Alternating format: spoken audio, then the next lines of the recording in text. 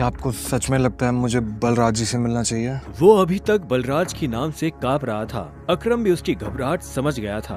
बलराज जी, सिर्फ बलराज कहो। तुम टाइगर हो यार, और जंगल में सारे जानवर टाइगर के नाम के आगे जी लगाते हैं, लेकिन टाइगर कभी किसी जानवर के नाम के आगे जी नहीं लगाता। चलो शाम को मिलते हैं, बाय। अकरम के मुंह से ये बात सुनते ही अभिनव का कॉन्फिडेंस बढ़ गया था। वो अब उस टाइगर जैसा महसूस कर रहा था जो जू से निकलकर जंगल में आ गया हो। अभिनव अपने पुराने ऑफिस से निकलने के बाद अपने घर आ गया था। वो इतने आराम से अपने बिस्तर पर आखिरी बार कब लेटा था उसे याद ही नहीं था। वो बड़ी एक्साइटमेंट के साथ कमरे के दरवाजे की तरफ देख रहा था। Pizza delivery. सर, ऑर्डर सिर्फ 500 का था, आपने मुझे 1000 क्यों दिए? तुम डिलीवरी वाले बहुत मेहनत करते हो दोस्त। ये 500 रुपये तुम्हारी टिप। Thank you sir. इधर अभिनव उस पिज्जा बॉक्स को ध्यान से देख रहा था। उसे याद नहीं आ रहा था कि उसने आखिरी बार पिज्जा कब खाया था। वैभवी और अपने लिए घर लेने के चक्कर में उसने अपनी कितनी इच्छाओं को मारा था, इसका एहसास उसे आज हो रहा था। लेकिन अब वो रुकने वाला नहीं था। शाम को अभिनव होटल सैफायर जाने के लिए तैयार होने लगा था। उसने ग्रे कलर की शर्ट और ब्लैक कलर की पैंट पहनी थी। अभिनव के पास पहनने के लिए इससे अच्छा और कुछ नहीं था। जैसे उसने होटल को बाहर से देखा तो देखता ही रह गया। उसने आज तक इतने बड़े होटल को इतने पास से नहीं देखा था। रुको, अंदर का जा रहा है? अंदर ही जा रहा हूँ, क्या दिक्कत है? अंदर जाना है तुझे? तुझे क्या लगता है कि मैं तुझे अंदर जाने दूंगा? क्यों नहीं जा सकता मैं अंदर? अभिनव समझ गया था कि चीफ सिक्योरिटी ऑफिसर उसके कपड़े देखकर उसे जज कर रहा था। सुन, मैं तेरे जैसे लोगों को बहुत अच्छे से जानता हूँ। फालतू का तमाशा मत कर, निकल यहाँ से। कैसे जानता है तू मुझे? रिश्तेदार है मेरा। जब मैं अंदर जाने के लिए आया हूँ तो वापस क्यों जाऊंगा? ये होटल क्या तेरे बाप की है? बोलना। ये सुनते ही अभिनव का माथा गर्म हो गया, लेकिन उसने गुस्से में कुछ नहीं किया। वो शांत रहा ताकि लोगों का ध्यान उसकी तरफ ना जाए। अभिनव 2 कदम पीछे हटा और उसने फोन निकालकर अकरम को फोन मिला दिया। हाँ टाइगर, कहाँ पहुँचे? मैं ये होटल की एंट्री पे हूँ अकरम। हमारा टेबल नंबर क्या है? Table number? अरे मैं इस होटल का मालिक हूँ, मुझे टेबल बुक करने की जरूरत नहीं है। तुम अंदर जाओ, आराम से बैठो, बस मैं पहुँचने ही वाला हूँ। मैं अंदर नहीं जा पा रहा हूँ। यहाँ पे कोई ये सिक्योरिटी वाला खड़ा है, वो कह रहा है कि मेरे जैसे इंसानों को अंदर नहीं जाने देता है। कौन है ये कथा? तुम एक काम करो, बस 10 मिनट में मैं पहुँचने वाला हूँ, तुम वेट करो, ठीक है? और ये इस ऑफिसर की वजह से मैं तुमसे माफी मांगता हूँ। ठीक, नहीं कोई बात नहीं। क्यों? बहुत हीरो बन रहा था ना? मैंने कहा था मैं तुझे अंदर जाने नहीं दूंगा। अगर प्रधानमंत्री को भी कॉल करेगा ना तब भी नहीं, समझा? चल निकल यहाँ से। अरे वो देखो, तुम्हारा निठल्ला एक्स। आजा मजे लेते इसके।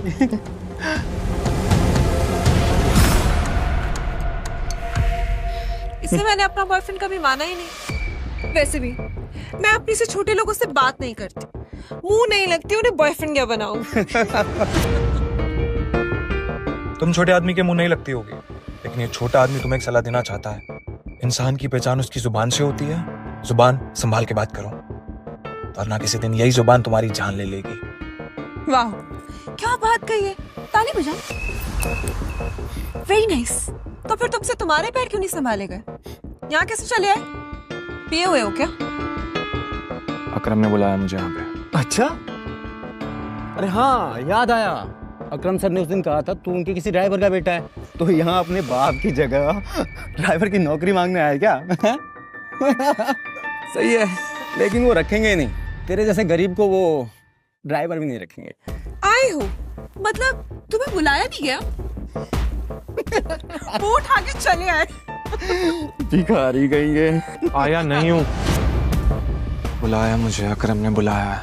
मुझे पता ही था ये कोई पागल है। तभी वहाँ एक काले रंग की चमचमाती हुई महंगी सी गाड़ी आकर खड़ी हो गई। सभी पलटकर गाड़ी को देख रहे थे। अकरम गाड़ी से बाहर निकला और उसके साथ एक और आदमी था। वो देखने में लंबा चौड़ा और मजबूत था। वो और कोई नहीं बल्कि बलराज था। वो एक बहुत ही फेमस कपड़ों की कंपनी का मालिक था और साथ ही द माफिया किंग का एक मजबूत पिलर। उसे देख अभिनव की आंखें खुली की खुली रह गई। उसने बलराज के बारे में सुना था। क्या आपको सच में लगता है मुझे बलराज जी से मिलना चाहिए? उसे तस्वीरों में देखा था, लेकिन तस्वीरों में देखने और सामने से देखने में जमीन आसमान का अंतर नजर आ रहा था। उसके मन में यह सवाल उठ रहा था कि आखिर बलराज उससे क्यों मिलना चाहता था। क्या चल रहा है यहाँ? सॉरी सर, लेकिन इस आदमी ने मुझे और कस्टमरों को काफी परेशान किया हुआ है। मैं स्टोर को अंदर जाने से रोक रहा हूँ तो ये यहाँ पे तमाशा कर रहा है। क्या तुम्हारी हिम्मत कैसे हुई इसे चोर कहने की? तुम होते कौन हो इसे अंदर जाने से रोकने वाले? ये होटल तुम्हारे बाप ने खोल रखा है क्या? ये मेरा मेहमान है और तू आज के बाद इस होटल के आसपास भी दिखाई दिया ना तो तेरी टांगे तोड़वा दूंगा। Get lost. Sorry sir.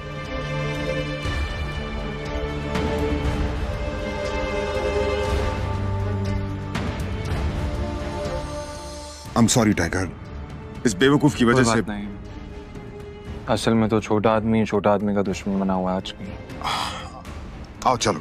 अकरम ने अभिनव को अपने साथ अंदर आने का इशारा किया। अभिनव अकरम के पीछे चला जा रहा था। उसे महसूस हो रहा था कि बलराज भी अपने भारी भरकम पैरों के साथ अभिनव के पीछे आ रहा था। कुछ देर के बाद वो होटल के एक आलीशान से कमरे के बाहर आ चुके थे। इससे पहले कि वो अंदर जाते, होटल का मैनेजर उनके पास आया और बोला, good evening sir, welcome sir, can I get something for all of you? एक काम करो, जो भी लीकर अवेलेबल है उसकी लिस्ट भिजवा दो। Sure sir, but sir if you don't mind, अपने होटल में जितनी भी लिकर्स अवेलेबल हैं मुझे सबके नाम याद है। We have tequila which is of 5 lakh rupees, vodka 8 lakh rupees, biscuit 10 lakh rupees and we have gin जो कि 12 लाख रुपए की है। Sir what would you like to have? Great. क्या है कि आज मेरे यहाँ बहुत खास मेहमान आए हैं, तो इसलिए जो सबसे महंगी है वो भिजवा दो और बाकी सब चीजें भी। Sure sir, I will get the best liquor for all of you.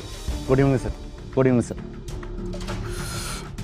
Akram, hotel तेरा, शराब तेरी, फिर भी तुम्हारा ये मैनेजर तुझे तेरी शराब की रेट क्यों बता रहा था, जबकि तू कोई भी चूज कर सकता है? वो इसलिए मेरे दोस्त, क्योंकि मैं दिन देखकर शराब मंगवाता हूँ और आज का दिन मेरे लिए, इनफैक्ट हम सबकी जिंदगी के लिए बहुत इंपॉर्टेंट दिन है, इसलिए मैंने हम तीनों के लिए महंगी शराब मंगवाई। So let's enjoy. अच्छा। आओ। Okay, let's enjoy. अब तुम्हें यहाँ अपनी पहचान छुपाने की जरूरत नहीं है। ये रूम प्राइवेट भी है और सबसे सेफ भी। बैठो। वो एक आलीशान कमरा था। वो तीनों बैठ गए। तब अभिनव बलराज को बहुत ध्यान से देख रहा था। बलराज, आज मैंने तुम्हें यहाँ एक बहुत इंपॉर्टेंट इन्फॉर्मेशन देने के लिए बुलाया है। हमें संजय का बेटा टाइगर मिल गया है, लेकिन फिलहाल वो अंडरकवर है, इसलिए उससे तुम्हें मैं बाहर नहीं मिलवा सकता था। Sir your snacks and drink.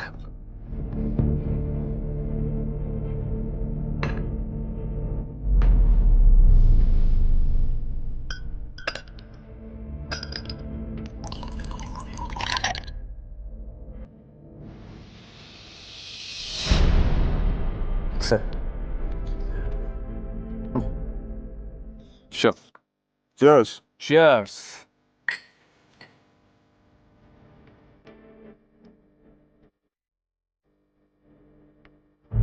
तो यही है टाइगर? हाँ, ये है हमारा टाइगर। और मैं चाहता था ये हमारी टीम के बड़े और भारी मेंबर्स से मिल ले, और मिलने के बाद जिस तरफ हम बढ़ रहे हैं उस तरफ बढ़ने में ये हमें लीड करे।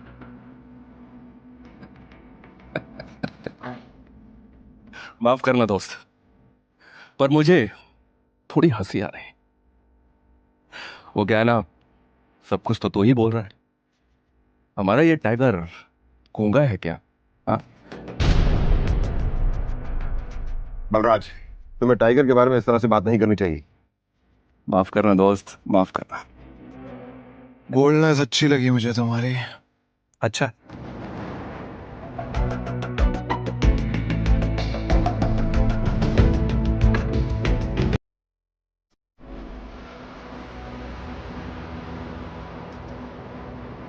हो गए तुम बॉस, लेकिन ये मत भूलना तुम किसके सामने बैठे हो।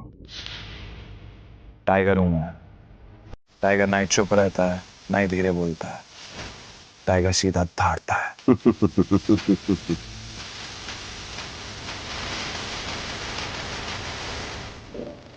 तो तुम टाइगर हो, ठीक है। तो टाइगर ये बताओ, इतने सालों से कहाँ थे तुम?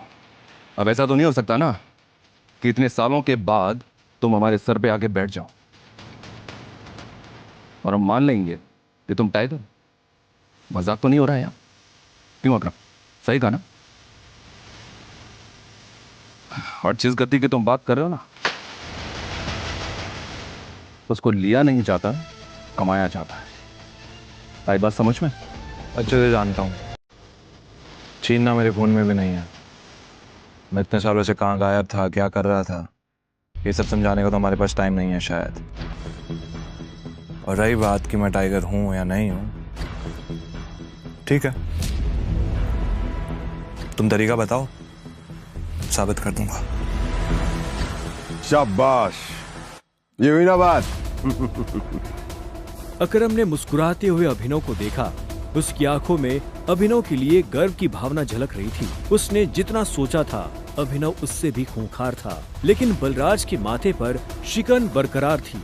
उसकी आंखों से पता चल रहा था कि वो इतनी जल्दी अभिनव को टाइगर नहीं मानने वाला था। वैसे भी पूरे ग्रुप में अगर बलराज किसी चीज के लिए जाना जाता था तो वो थी उसकी जिद। वो इस बात को नहीं पचा सकता था कि कल को एक बच्चा उसके सर पर बैठकर राज करे।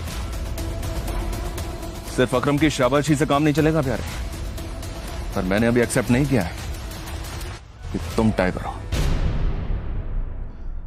तुमने कहा कि तुम साबित कर सकते हो कि तुम टाइगर हो, तो ठीक है, मैं तुम्हें चैलेंज देना चाहता हूं।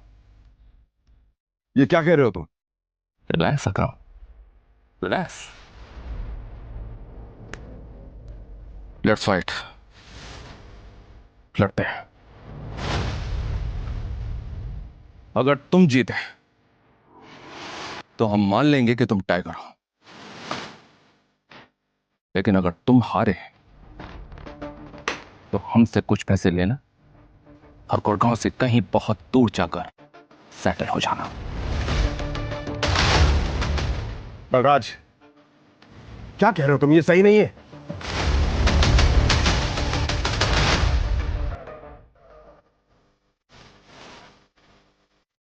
Let's fight. कब करनी है लड़ाई? ये सुनते ही बलराज के चेहरे पर मुस्कान आ गई। अकरम के होश उड़ गए थे। अब आगे क्या होने वाला था? क्या अभिनव बलराज को हरा पाएगा या उसे अपने पिता का दिया हुआ सब कुछ छोड़कर हमेशा के लिए दूर जाना पड़ेगा? आगे की कहानी जानने के लिए देखें अगला एपिसोड सिर्फ पॉकेट एफएम के यूट्यूब चैनल पर, और द रिटर्न ऑफ टाइगर के सारे एपिसोड्स को सुनने के लिए डिस्क्रिप्शन में दी लिंक से डाउनलोड करें पॉकेट एफएम ऐप।